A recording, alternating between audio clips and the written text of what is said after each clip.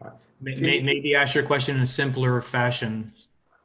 Can you describe how you and the other officers approached the individuals on the pier? Whatever words you would like to use, sir. Um, we approached side by side.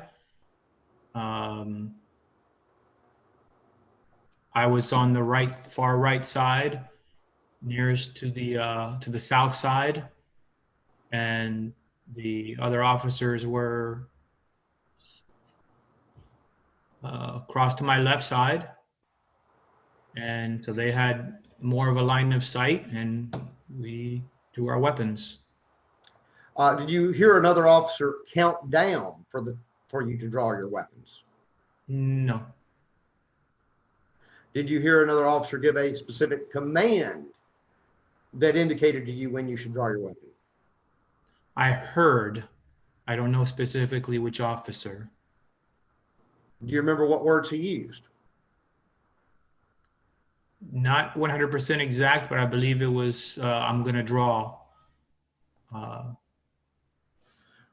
Regardless, as you were approaching the individuals on the pier, you heard one of your fellow officers give some command or statement that you understood to be an instruction to draw your weapon, didn't you?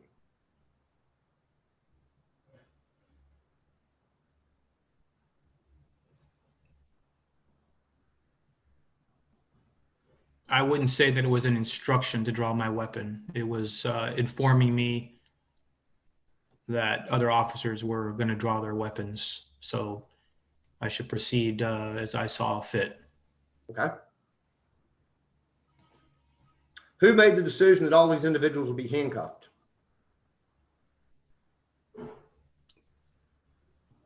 It was just what we did. There was no, I don't recall anybody specifically saying, it's just what we do to render the scene safe.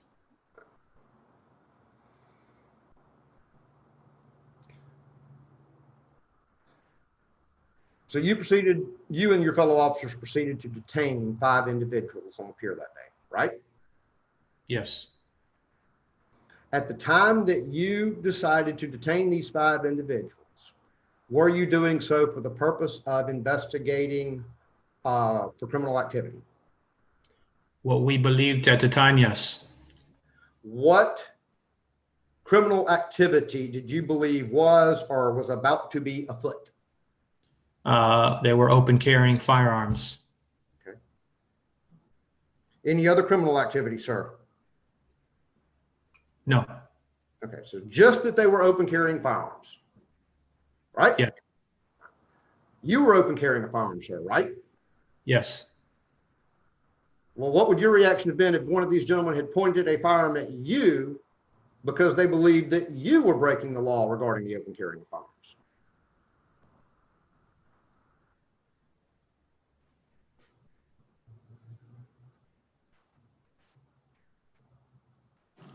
Form. You can go ahead and answer, officer. I would have drawn my weapon and fired on them. Okay. So your reaction to somebody pointing a firearm at you for violating the Florida law against the open carry of firearms would have been to draw your weapon and fire on them? Yes. Okay.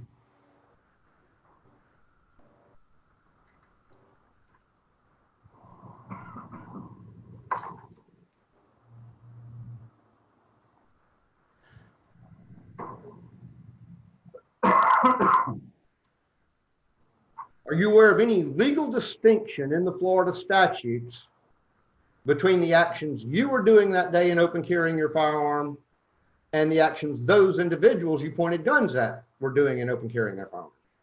Form.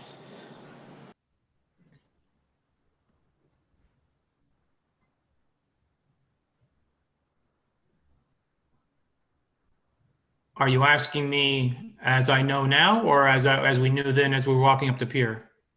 As you know now. As I know now,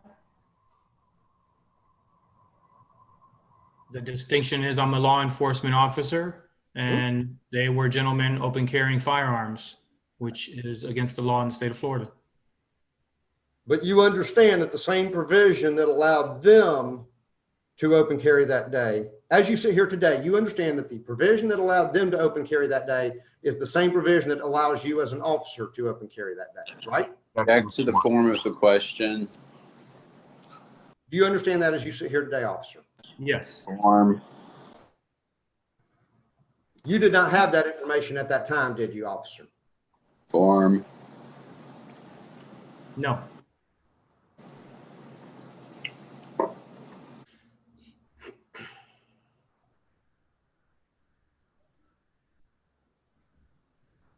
So as you approach these, at that time, 5 individuals on the pier with your firearm drawn, did you point your firearm at one or more of these individuals? Yes. Were you able to identify by name, as you sit here today, are you able to identify by name which individuals on the pier you pointed your firearm at? No. Can you describe which of the individuals you pointed your firearm at? The first gentleman, or yes, I can. Okay. How can you describe that? Describe to me who you pointed your firearm at.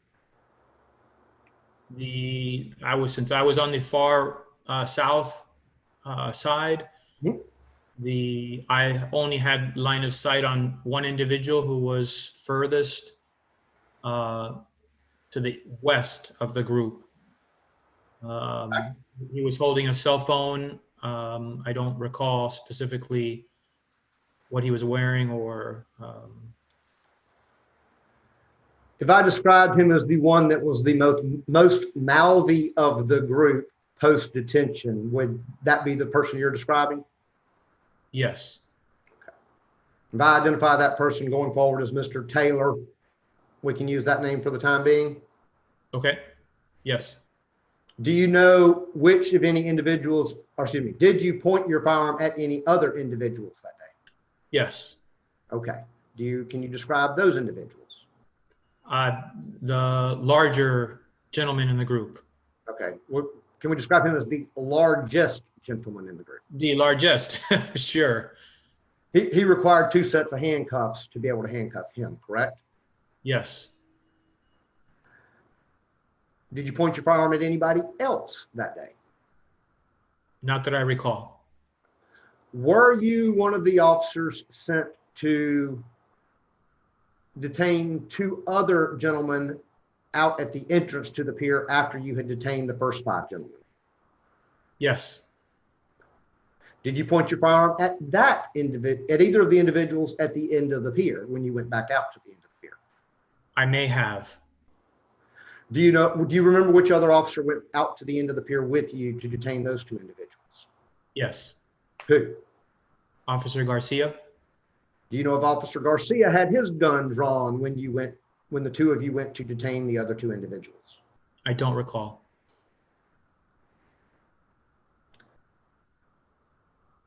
Now, one of those individuals ended up being part of the group that was already out on the pier, right? Yes. All right, and I'm going to tell you his name was Jonah Weiss. Do you have any reason to dispute that was Mr. Weiss? No. Do you recall anything identifiable or distinctive about the other individual that was out at the end of the pier near Mr. Weiss? Yes. What? He had a camera, Channel 7 camera. Okay. So did you later determine that he was in fact a TV news reporter or cameraman Yes. for one of the local stations there in Miami Beach or in the Miami area? Yes. Y'all did not detain him beyond determining that that was his status, did you? Correct. But you did have to bring him out to the rest of the group to determine that that was his status. Yes. But as soon as you made that determination, he was released, wasn't he? Yes. Mr. Weiss was continued detained, right? Yes. But he was not placed in handcuffs. I don't believe he was. And do you remember if there was another individual with the initial group named Mr. Devine? I don't know. I don't recall their names. Do you remember that there was that of the original 5 individuals, one was not placed in handcuffs? Yes. Do you know why he wasn't placed in handcuffs? I don't. Was he the only one of the 5 initial individuals who did not have a firearm? Yes. Once you had, he did inform you or fellow officers that he was in fact part of the group that was on the pier, correct? With the firearms. Yes.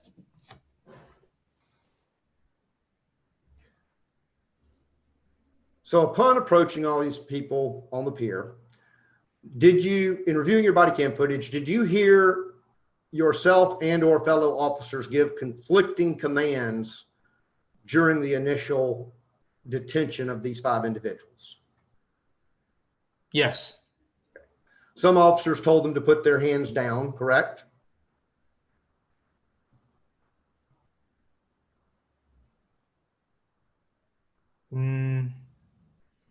Rephrase the question. In your review of the video yesterday, what commands did you hear yourself or fellow officers giving to the 5 individuals as you approached? I gave the commands to put their hands up to let me see their hands. Hands up and let you see their hands. Yes. Okay. Did you give the command, don't reach for the gun? No. Did you hear a fellow officer give that command? No. Did you hear a fellow officer give any command regarding reaching or not reaching for their firearms? No. Did you hear a fellow officer give a command to put their hands down? Yes. Do you know which officer that was? I believe it was Officer Garcia. And giving conflicting commands like that, there was no way that these individuals could comply with both of these conflicting commands simultaneously, was there? Objection of form. You can answer. They can comply. They could comply with the command to both put their hands down and put their hands up at the same time. Objection of form. There were multiple subjects. I don't know who was speaking to who at which time. I was only focused on apparently Mr. Taylor. Did you hear any officer specifically identify in any way which individual should put their hands up versus which individual should put their hands down? No. You were focused on Mr. Taylor. Yes. You had told him, as you were pointing your firearm at him, you had told him to put his hands up. Yes. If he had put his hands down, as one of the other officers said, in other words, if Mr. Taylor had mistakenly understood one of the other officers to be talking to him when saying, put your hands down. Objection in the form of the question. I haven't finished my question yet, Mr. Switkus. I know you want to object to everything, but give me a minute to finish it. I think I've been very patient and sparse in my objections, but go Okay. right ahead. Thank you, Mr. Switkus. All right, so officer, when you're telling a subject to put his hands up and he puts him down, that creates an increased alarm in your mind, doesn't it? It depends on the situation, not necessarily. Let's go a little more specific. If you were approaching an armed suspect that you have instructed to put their hands up and their hands start going down in the direction of their firearm, that is going to create an increased concern that you're about to have a deadly force encounter, doesn't it? In this case, no. Okay. So you weren't concerned about a deadly force encounter in this case? Objection in the form of the question. Yes, I was. Okay. So you were concerned about a deadly force encounter in this situation, but you wouldn't have been concerned if Mr. Taylor had in fact put his hands down. I understand. I understood. And if you watch the video, I ceased giving commands when I heard the other officers giving commands to allow one officer to give commands rather than multiple officers giving possibly conflicting commands. Okay.